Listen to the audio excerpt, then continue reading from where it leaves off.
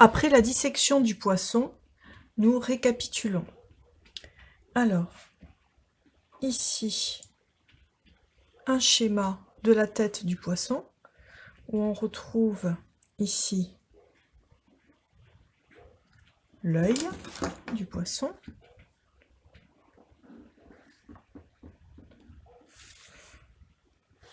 avec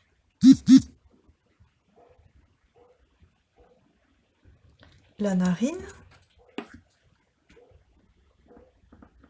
qui ne sert pas du tout chez le poisson à respirer.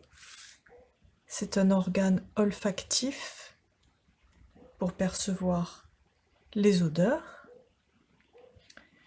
Et la bouche,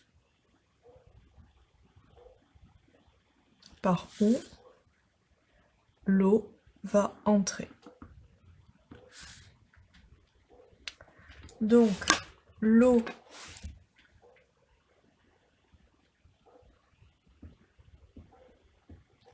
entre par la bouche et elle ressort ici par les opercules.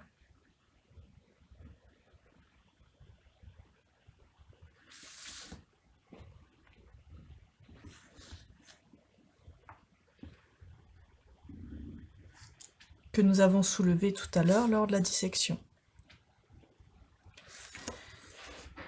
Alors, l'eau qui entre par la bouche est de l'eau qui a beaucoup de dioxygène dissous. Le dioxygène, on le représente toujours en rouge. O2, dioxygène. Donc cette eau, elle est riche en O2,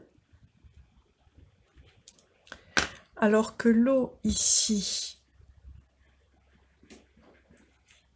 qui ressort, elle est pauvre en O2, parce que l'O2 a été captée au niveau des branchies et est passée dans le sang.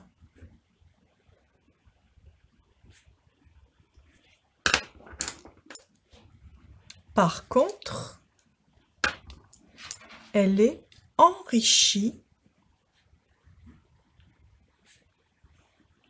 en dioxyde de carbone, c'est-à-dire qu'elle a davantage de dioxyde de carbone en sortant des opercules qu'à l'entrée, parce que le sang, dans les branchies, a libéré du dioxyde de carbone dans l'eau. Donc le CO2, dioxyde de carbone. Alors ici, j'ai représenté une branchie avec l'os qui porte les filaments rouges que nous avons vus. Rouges parce qu'ils sont pleins de capillaires sanguins, ils sont richement irrigués. En fait, ces filaments sont doubles. Là, on n'en voit qu'un, mais derrière, il y en a un deuxième. Il y a donc deux rangées comme ceci de filaments. Ainsi, si on fait une coupe ici, on obtient ceci, avec l'os, toujours ici,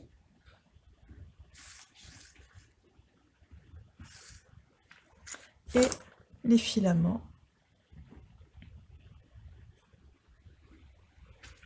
ici.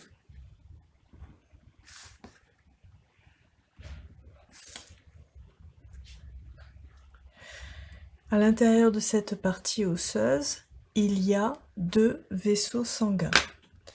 D'abord, un vaisseau sanguin qui va amener le sang qui est pauvre en oxygène et qui doit se recharger en oxygène dans les branchies. Donc ce sang va aller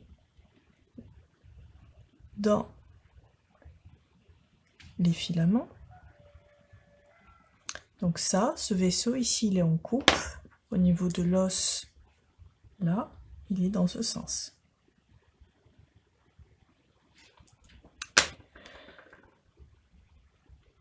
Et c'est ici que le sang va se recharger en oxygène. Donc, on va le représenter en rouge dès qu'il sera riche en oxygène.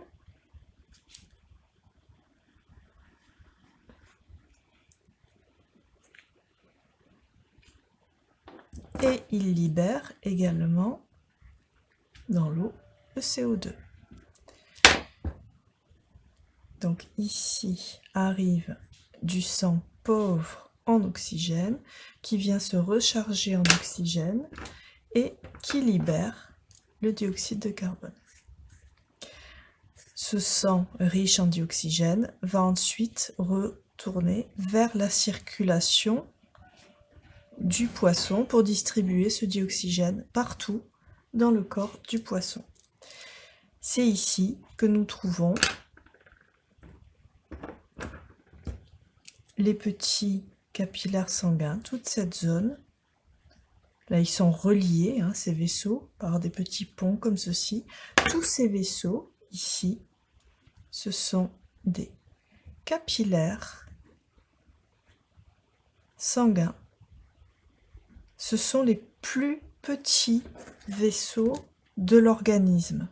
Pensez que le mot capillaire, hein, ça fait penser aux cheveux. Ils sont aussi fins que des cheveux. Ils sont tellement fins que les globules rouges à l'intérieur des capillaires passent un par un.